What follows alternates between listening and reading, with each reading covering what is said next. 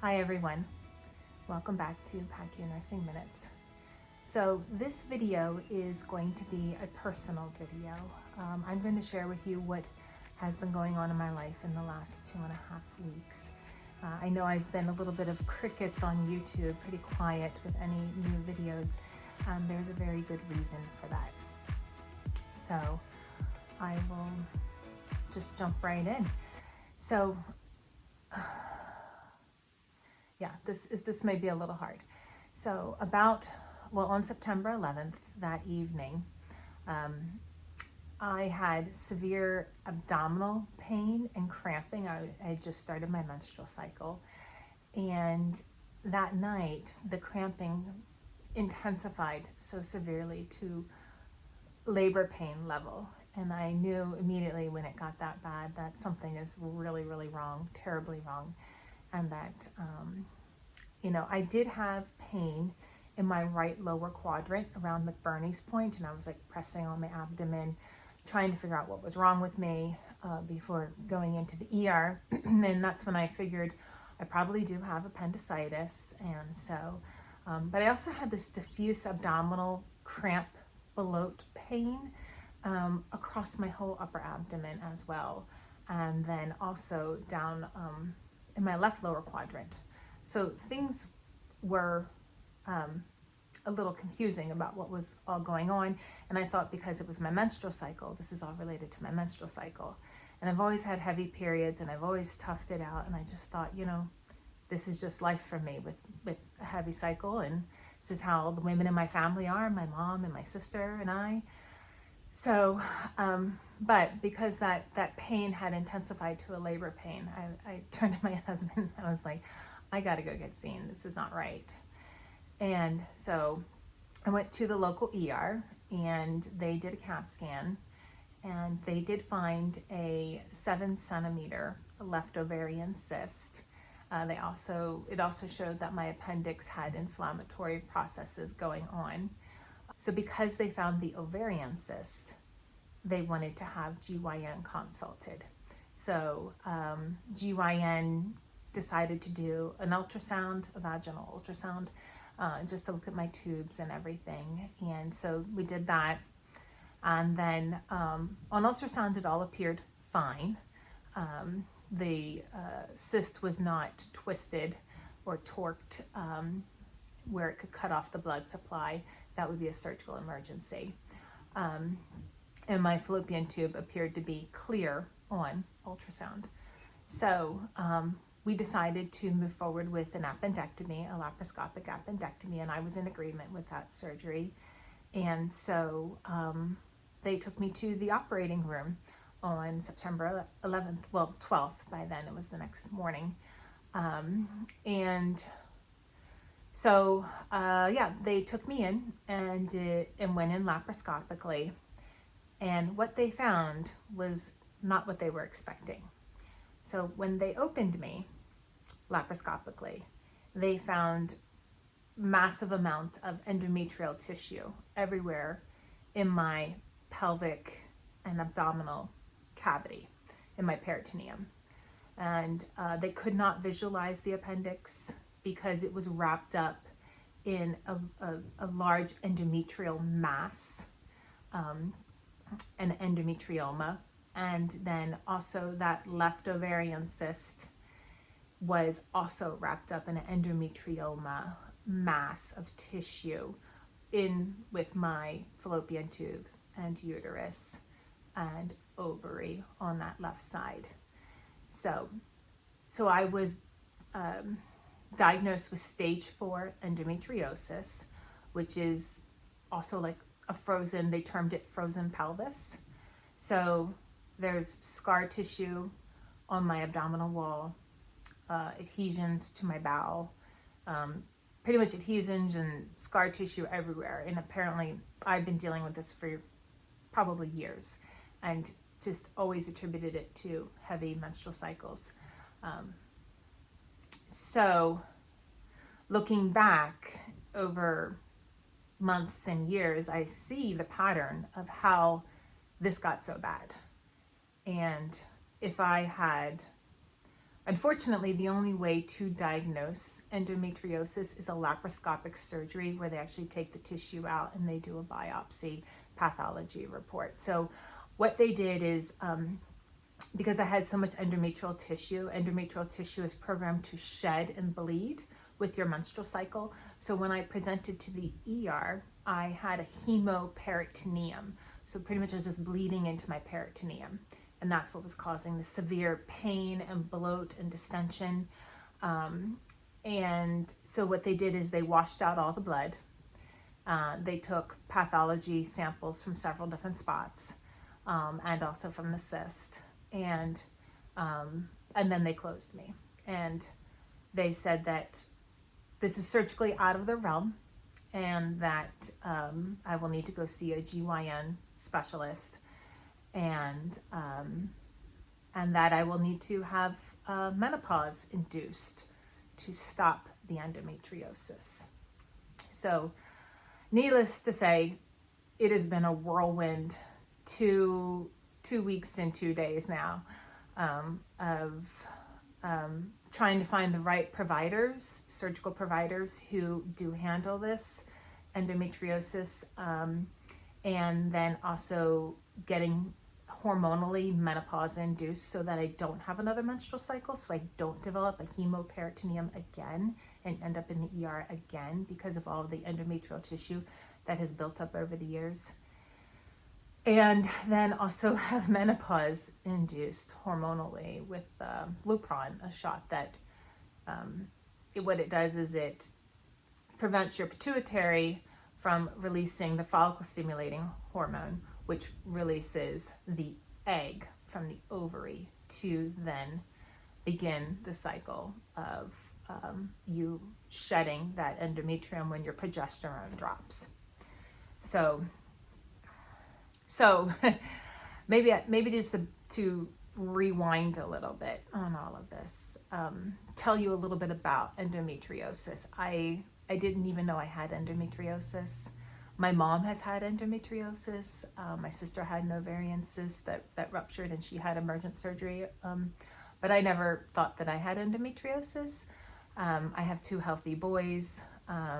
So the idea of going through menopause early in my, I'm not mid 40 yet, I'm almost 44. But to begin menopause at 43, I'm okay with because I've had babies. But to maybe backpedal a little bit more and just tell you a little bit about endometriosis. Endometriosis affects 1 in 10 women, and which is actually really high if you think about it. I mean, that's the same statistics on prostate cancer, and we hear about prostate cancer everywhere, so why don't we know more about endometriosis?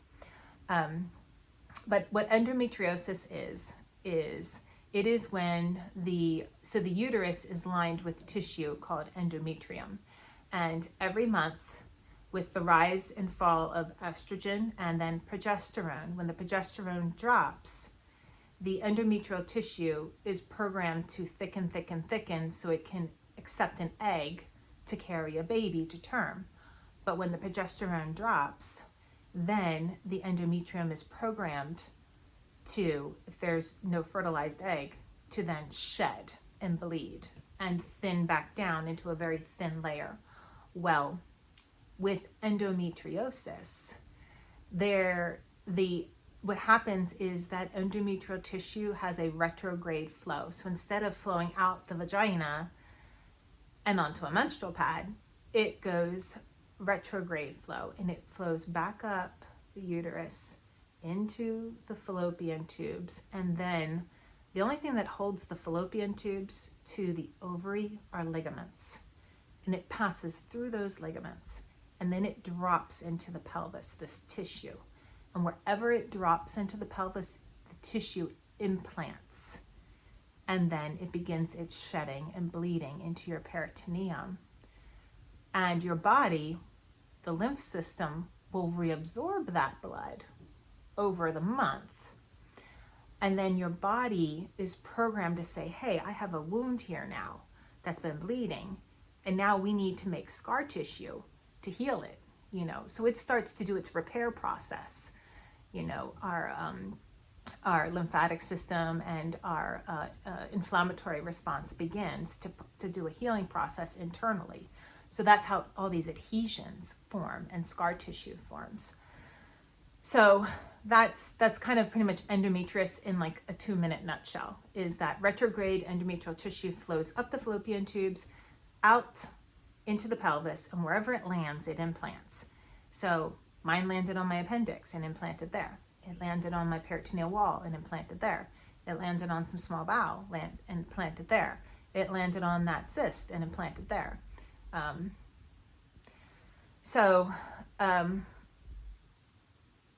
What I have next is, well, thankfully, the surgeons, they did a pathology sample, and I'm so thankful that I don't have cancer.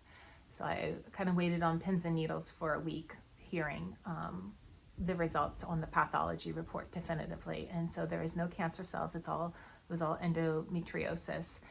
And but now I still need to have another surgery. And that is going to happen early October, on October 11th to be exact. We couldn't go sooner because of a governor's hold on elective surgeries. Unless I develop another hemoperitoneum, they can bump me forward into an emergent case. But other than that, because of COVID, there's a hold on doing surgery sooner.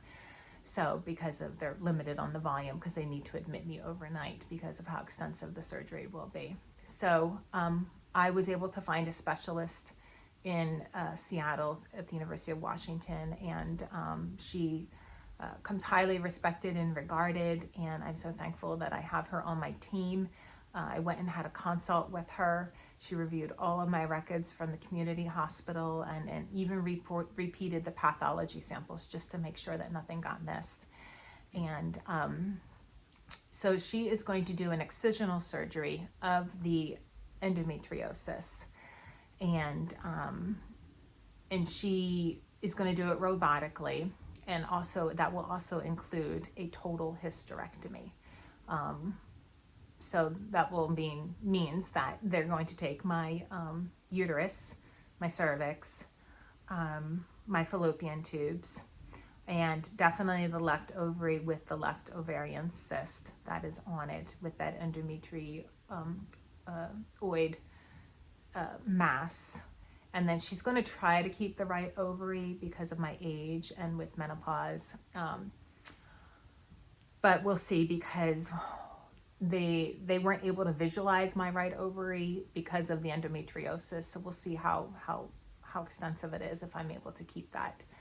And then she's also going to take the appendix and probably the cecum and possible small bowel resection. And she's also going to have another colleague assist her on that portion for an extra set of hands.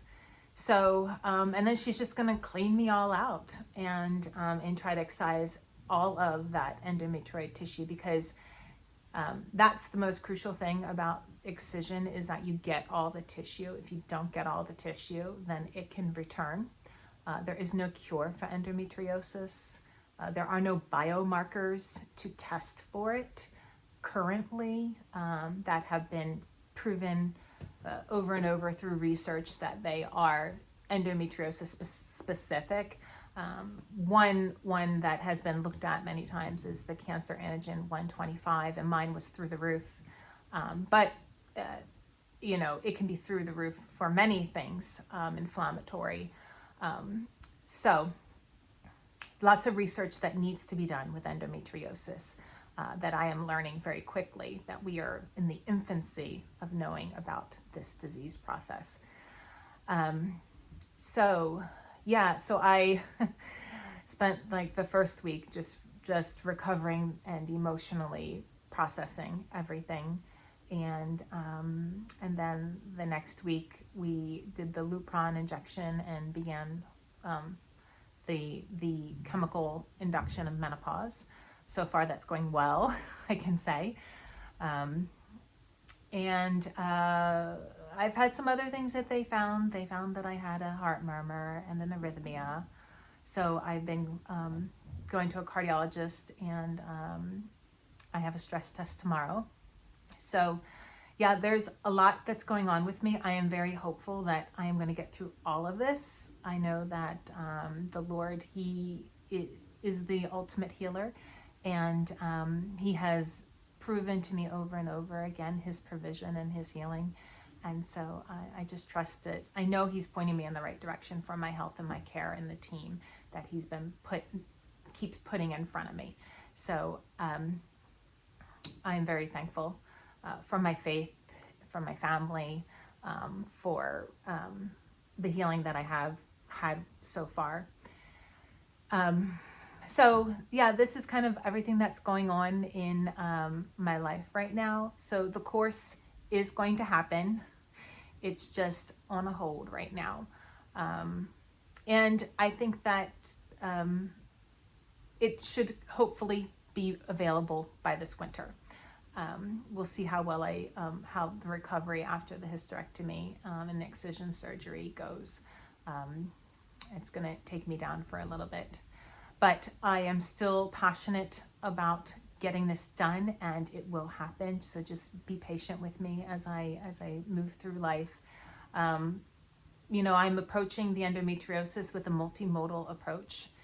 So it's not just going and having an excision surgery. It's all encompassing. So it's looking at my diet. I've gone on an anti-inflammatory diet. So I've cut out coffee and alcohol, gluten, lectins, sugars, red meat. Pretty much it's like a vegetarian fish diet. I've seen great improvement in my body overall just from doing that. And so I'm going to continue doing that. And I'll probably share with you in the future some resources on anti-inflammatory diets because the endometriosis responds to inflammation and it flares it up. And also estrogen, I've gone on anti-soy because estrogen responds to soy. So I've cut out all soy from my diet. So yeah, so there's a lot to share with you in the future in the upcoming videos. Endometriosis gives a lot of fatigue. I'm so thankful that I have a wonderful, supportive family and husband. He's really stepped it up so that I can just rest and heal and give my body what it needs. So I've changed my diet. I've de-stressing, which has been challenging in these COVID times. But yeah, I've definitely stopped paying attention so much to the news and just giving that to the Lord and just spending more time spiritually with God, which has been tremendous. And then also looking at essential oils that are anti-inflammatory and helps with digestion and gut healing and leaky gut syndrome. And it's been a whole new learning process about my body. You know, when I went there for that emergent appendectomy, I didn't think I had something more significant going on. But now that I look back in retrospect, I see that I've had something more significant going on for a while. And I think I just toughed it up to being a mom and starting a business and having heavy menstrual cycles. And I just didn't pay the close enough attention that I should have to my body. You know, as nurses, we always are wanting to take care of other people, but we always seem to put our health on the back burner. And yeah, I had done that. And so now I am taking time to put my health front and center and addressing everything that I need to. I did some food allergy testing last week. That's kind of really interesting. It's like food acupuncture. Thankfully, I don't have any allergies, but I have sensitivity, and the allergy testing doesn't show the sensitivity, but clearly what's been going on over the years in my gut has shown that I have some sensitivity. So yeah, I'll definitely be sharing more with you about an anti-inflammatory diet, specifically going gluten-free and lectin-free.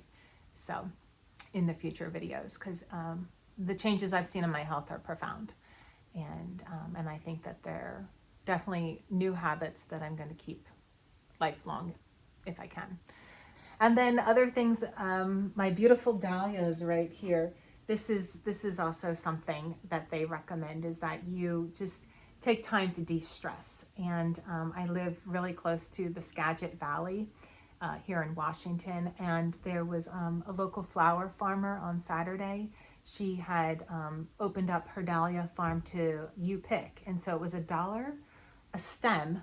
And so I went there with my boys, and we just had a great time picking dahlias and making these beautiful bouquets. And so this has really helped me to take my mind off of my health. And, you know, as being a nurse, sometimes I can see myself overthinking it or worrying too much or going, what if? And just taking time to go do something and enjoy the beauty of the world around us really just is tremendous for mental health. So try to find those beautiful places in your environment to help you de-stress. And if you live near Skagit, Be Merry Farms is where they do the Saturday you cut from 4 to 7. And it was just beautiful. It was a beautiful Saturday evening. And you can go and have a picnic with your family or your spouse or your significant other. So great little farm. So that's all that I have to share for this week. I'm going to know more about my cardiac standpoint with the cardiologist this week, and then I'm just going to continue to eat clean and de-stress. And I am planning to work on the course this week on my good days and rest on my bad days. But I don't want you to lose hope in me, because I haven't lost hope. Not even in the slightest. It will arrive. It's just going to be a little delayed, but it will be great once the course is completed. So, you know, I would love for you to just, you know, keep me in your thoughts and your prayers. I do believe in the power of prayer. Keep in your mind October 11th. I'll be the first surgery for my surgeon that day. And then just pray for, you know, healing and strength. My boys have been really great, stepping it up around the house, you know, doing laundry and dishes, and so that I don't have to bend over so much, because I do feel the endometriosis, and I feel my appendix every day, and I feel that cyst every day. So luckily I have been able to be off narcotics and hot and cold therapy, and then I did rotated Tylenol and ibuprofen. And I do have a pretty good pain threshold. Remember, I had that tib-fib fracture, so I equate all my pain to a tib-fib fracture. So I, you know, live in about a 3 level constantly. But it's totally doable, and I don't want to be on narcotics. So, yeah, so I'm just, you know, taking care of myself. And yeah, so thanks for watching, and I will keep you updated on my recovery and also on the course. Thank you, everyone.